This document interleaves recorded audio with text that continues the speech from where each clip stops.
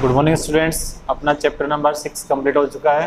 आज हम इस पे न्यूमेरिकल डिस्कस करेंगे। तो अपना फर्स्ट न्यूमेरिकल है, दिए गए परिपथ में बिंदु ए व बी के मध्य विभवांतर ज्ञात कीजिए।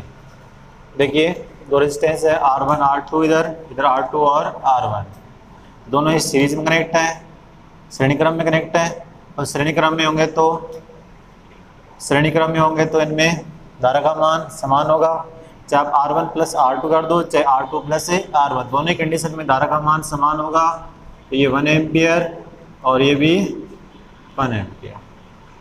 ठीक है, अब इस पॉइंट को मान लेते हैं C और इस पॉइंट को मान लेते हैं D। यहाँ भी करंट फ्लो होगी वो 1 एम्पियर ही होगी और यहाँ भी फ्लो होगी वो 1 एम्पियर। तो ओम का नियम अप्लाई कर दें। ओम के नियम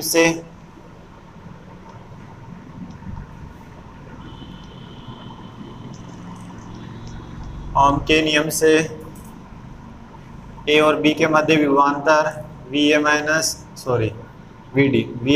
VD equal to I into R, I1 R R2। तो I1 इंटू R2,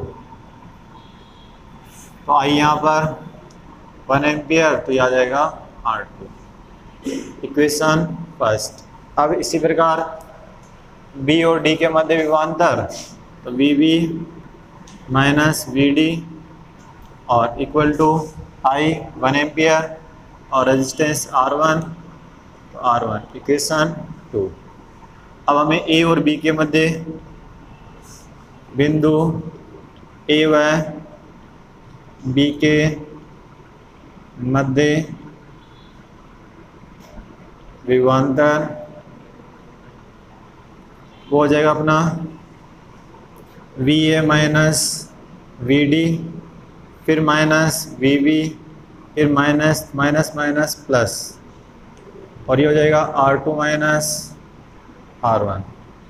VD से VD कैंसिल, तो VA minus VB equal to R2 minus R1।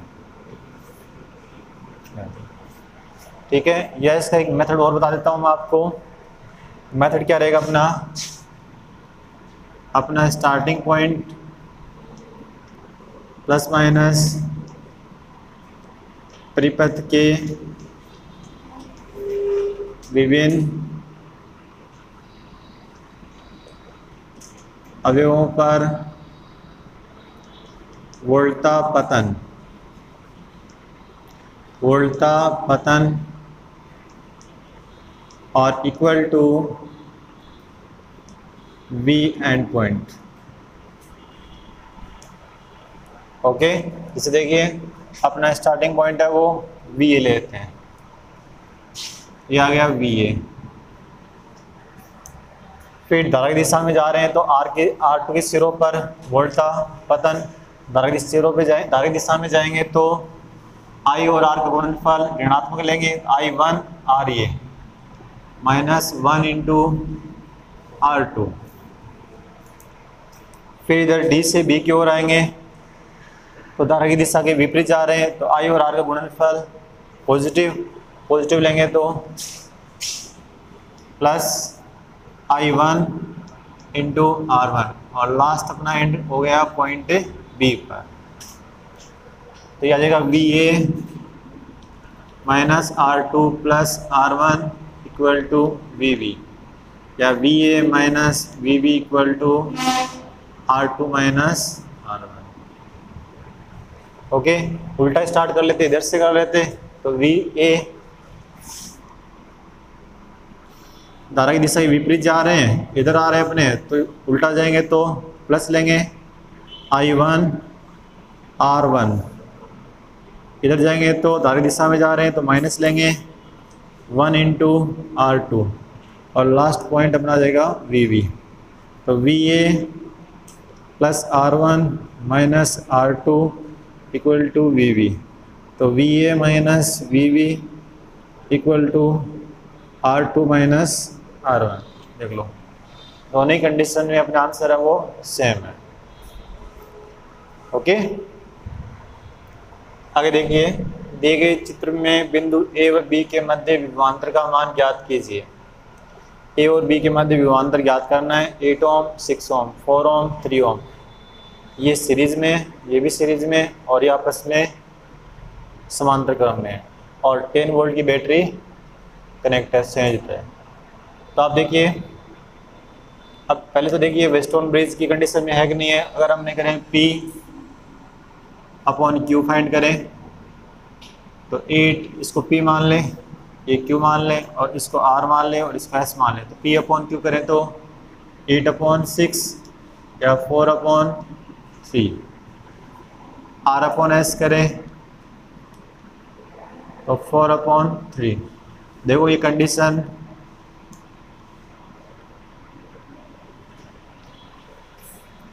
क्योंकि कंडीशन इसमें अप्लाई हो रही है, P upon Q equal to R upon S। इससे शर्त का पालन हो रहा है, नहीं हो रहा? हो रहा है। इसका मतलब ये वेस्टर्न ब्रिज है और संतुलन अवस्था में, और जब संतुलन अवस्था में होता है तो A और B, बिंदु A और B का विभव बराबर होगा, और बराबर होगा तो विभवांतर 0 होगा। ठीक है, या इसको वैसे प्रूव कर सकते हैं, अपने 10 वोल्ट अप्लाई कर रखा है, ऊपर टोटल रेजिस्टेंस हो गया वो 14 ओम, टोटल रेजिस्टेंस हो गया वो 14 ओम हो गया, और इधर 7 ओम। बैटरी हमने लगा रखी है 10 वोल्ट की, तो इधर भी 10 वोल्ट रहेगा और इधर भी 10 और 10, तो दोनों समांतर क्रम में है, तो विभवांतर रहता है, समान रहता है। तो यहाँ धारा निकालेंगे तो इस पर हमने कितना वोल्ट है, 10 वोल्ट, टोटल रेजिस्टेंस तो 5/7। ओके, और यहाँ देखो आप धारा I2, कुल विभवांतर आरोपित कर रखा है 10, और कुल प्रतिरोध 7, सॉरी एम्पियर आएगा ना धारा का मात्रा। क्लियर हो गया? अब देखिए, अभी आपको मैंने बताया था एक रूल, इस रूल से हम स्टार्ट करें तो VA, फिर धारा की दिशा में जा रहे हैं, हम A से B आ रहे हैं, ऐसे मूव कर रहे हैं अपने, तो धारा की दिशा में जाएंगे तो I और R का गुणनफल ऋणात्मक, तो I यहाँ पर 5/7, और R अपना कितना है 6, तो आ जाएगा माइनस धारा 5/7 इंटू 6। फिर इधर आएंगे, धारा के अपोजिट जा रहे हैं, तो I और R का गुणनफल, धारा से प्रवाहित हो रही है, अपने इधर आ रहे हैं, तो इनका गुणनफल ऋणात्मक लेंगे, धनात्मक सॉरी। अगर विपरीत जाएंगे, धारा इस दिशा में प्रवाहित हो रही है, अपने इधर आ रहे हैं, तो धनात्मक लेंगे, तो I अपना है 10/7 और प्रतिरोध 3 ओम, और इक्वल टू VA। तो VA इक्वल टू -30/7 और +30/7, और इक्वल टू VB। काट देंगे, 0 हो जाएगा, तो VA इक्वल टू VB, और या VA minus VB equal to 0। एक बार फिर देख लीजिए, इधर आएंगे तो इसमें देखो VA और धारा की दिशा, इसमें धारा प्रवाहित हो रही है I1, प्रतिरोध इसका Q है, तो धारा की दिशा में जाएंगे तो ऋणात्मक लेंगे -IQ। इसका प्रतिरोध ऐसा है, धारा I2 प्रवाहित हो रही है, इसके अपोजिट आ रहे हैं, तो प्लस ले लेंगे I2 इंटू S, और इक्वल टू VB। अब I1 की वैल्यू 5/7, Q की वैल्यू 6, और इसकी वैल्यू I2 की 10/7, S की वैल्यू 3, कर लेंगे सोल्व, और ये होगी। ओके बच्चों, अगला न्यूमेरिकल देखो, दिए गए विद्युत परिपथ में विद्युत धारा I का मान ज्ञात कीजिए। दो सेल हमने वो दिए हैं जिनके विद्युत भागबल E1 2 volt, E2 equal to 4 volt, और इनका आंतरिक प्रतिरोध क्रम से R1 1 Om, R2 equal to 2 ओम, और कैपिटल R बाह्य प्रतिरोध 5 ओम। ठीक है, दोनों सेल हैं वो श्रेणी क्रम में संयोजित हैं, लेकिन देखना समान ध्रुवता के सिरे आपस में जुड़े हुए हैं, मतलब एक दूसरे का ये विरोध करेंगे। E1 विद्युत भागबल का सेल चाहेगा धारा है वो क्लॉकवाइज प्रवाहित हो, लेकिन E2 वाला चाहेगा वो एंटी क्लॉकवाइज हो, लेकिन E2 है वो E1 से ग्रेटर है, इसका मतलब धारा किसके अकॉर्डिंग प्रवाहित होगी, E2 के। धारा की दिशा ये रहेगी। ओके, तो दोनों सेल श्रेणी क्रम में जोड़े। तो श्रेणी क्रम में मैंने आपको बताया था धारा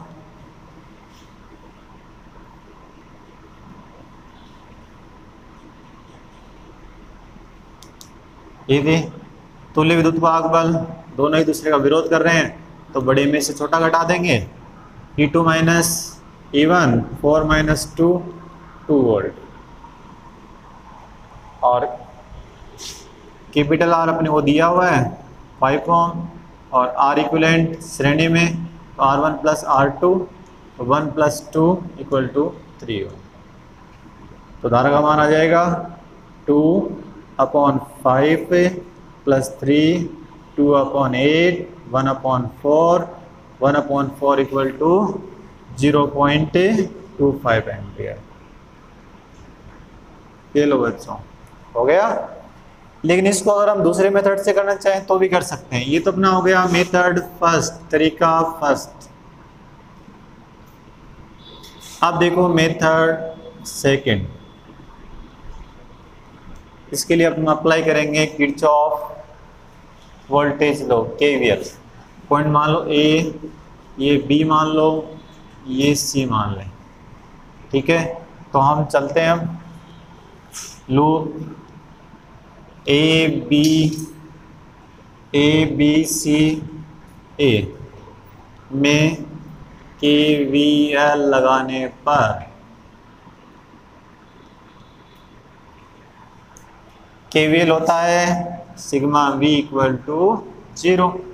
अब स्टार्ट करो, ए से बी जाएंगे तो अपने पास सेल है, सामने पहला सामना किससे हुआ, अपना सेल से, तो माइनस से प्लस जाएंगे तो विद्युत वाहक बल पॉजिटिव, विद्युत वाहक बल E1। फिर इसका आंतरिक प्रतिरोध इसके साथ ही रहता है, ये इसके साथ रहता है, ठीक है। तो धारा के विपरीत जा रहे हैं तो I और R का गुणनफल पॉजिटिव, तो IR1। फिर दूसरे सेल से सामना करें तो E2 अपना प्लस से माइनस, तो माइनस का जाएगा E2। धारा के विपरीत जा रहे हैं तो I इंटू R2, इधर भी धारा के विपरीत जा रहे हैं तो I कैपिटल R और इक्वल टू 0। I कॉमन निकाल लो तो R1 प्लस R2 और कैपिटल R। यहाँ बच्चों अपने पास आ जाए, इसको उधर ले जाएं तो ये प्लस का और ये माइनस का, तो I equal to E2 minus E1 और R1 प्लस R2 और कैपिटल R, ये 4 माइनस 2, ये 1 प्लस 2 प्लस 5, ये 2/8 2/8 मतलब 1/4 1/4 मतलब 0.25 एम्पीयर। ठीक है, दोनों मेथड से आंसर सेम ही आएगा। नेक्स्ट में देखो, विभवमापी के प्रयोग में E विद्युत वाहक बल का सेल L लंबाई पर संतुलित होता है। ठीक है, E विद्युत वाहक बल का सेल है वो L लंबाई पर संतुलित होता है। फिर एक अन्य सेल जिसका विद्युत वाहक बल भी E है, वो पहले सेल के समांतर क्रम में जोड़ने पर नई संतुलित लंबाई क्या होगी। देखो, पहली कंडीशन में संतुलित लंबाई L दे रखी है तो E इक्वल टू XL, तो X इक्वल टू E/L। अब एक दूसरा सेल है वो इसके समांतर क्रम में जोड़ेंगे, तो आपको पता है कितने भी सेल जोड़ दो समांतर क्रम में, तुल्य विद्युत वाहक बल होगा वो किसी एक सेल के विद्युत वाहक बल के बराबर होगा। चूंकि सेल समांतर क्रम में जुड़े हैं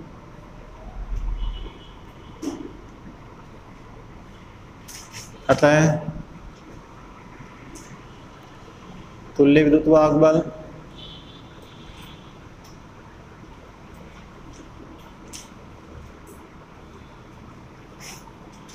equivalent equal to E, equivalent equal to E रहेगा।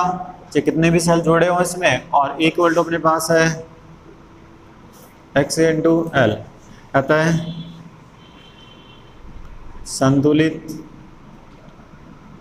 लंबाई अपरिवर्तित रहेगी, अपरिवर्तित रहेगी। ठीक है, समांतर क्रम में विद्युत भाग बल है वो समान रहता है। ओके, अपना न्यूमेरिकल है कि विभवमापी के तार की लंबाई 10 मीटर है। विभवमापी के प्रयोग में 1.1 वोल्ट का मानक सेल है, वो 8.8 मीटर लंबाई पर संतुलित होता है। तो विभवमापी द्वारा मापे जाने वाले अधिकतम विभवांतर का मान क्या होगा? देखिए, ये अपने पास विभवमापी हो गया, ये प्राथमिक परिपथ, ये कुंजी और ये धारा नियंत्रक, ये P और ये RH और ये A और ये B। ये मानक से लगा दिया यहाँ और इसके लिए ये संतुलित लंबाई आ गई। ठीक है, तो देखिए अपने को दिया हुआ है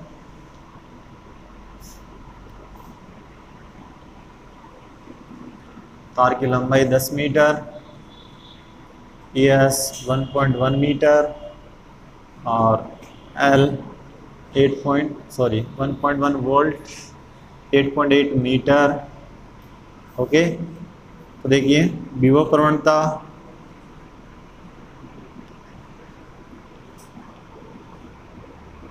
x equal to ES upon L,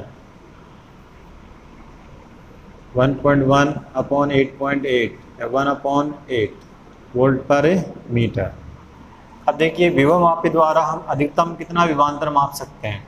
तो द्वितीयक परिपथ में लगे सेल की विद्युत वाहक बल की तुलना तार के सिरों के मध्य विभवांतर के साथ करते हैं। अगर ये यहाँ संतुलित हो गया तो ES इक्वल टू, अगर C पॉइंट पे संतुलित हो गया तो ES equal to V AC और equal to X L। Okay, लेकिन अधिकतम कितना माप सकते हैं? अधिकतम कितनी तुलना के साथ कर सकते हैं? A से लेकर B तक इतना विभवांतर है वो परिवर्तित हो सकता है, A से लेकर B तक। तो अधिकतम विभवांतर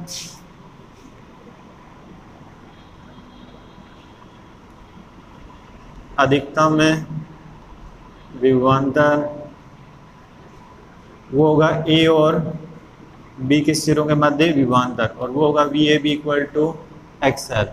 X अपना आ गया 1/8, L आ गया अपना 10 मीटर, तो ये आ गया 5/4 या 1.25 वोल्ट। समझ में आ गया आपके? मतलब ये मान लीजिए आपका है कितने वोल्ट का दे रखा था? 1.1। इसका मतलब VAC इक्वल टू अपना है 1.1 वोल्ट, ये हो गया। फिर मान लीजिए कोई दूसरा सेल आपने लगा दिया 2 वोल्ट का, तो वो थोड़ा सा इसमें आगे जाके, अब 2 वोल्ट तो इसमें है, मैक्सिमम कितना है 1.25 ही आया अपना। फिर इससे आगे होगा तो आगे जाके संतुलित होगा, और अधिकतम कितना है इससे हम माप सकते हैं? जितना A और B के मध्य विभवांतर होगा, इतना विभवांतर हम माप सकते हैं जितना A और B के मध्य होगा, और A और B के मध्य होगा वो x इंटू एल। एक्स अपने को ज्ञात कर लिया, L दिया हुआ है, और गुणा करेंगे तो आ जाएगा 1.25 वोल्ट। ओके।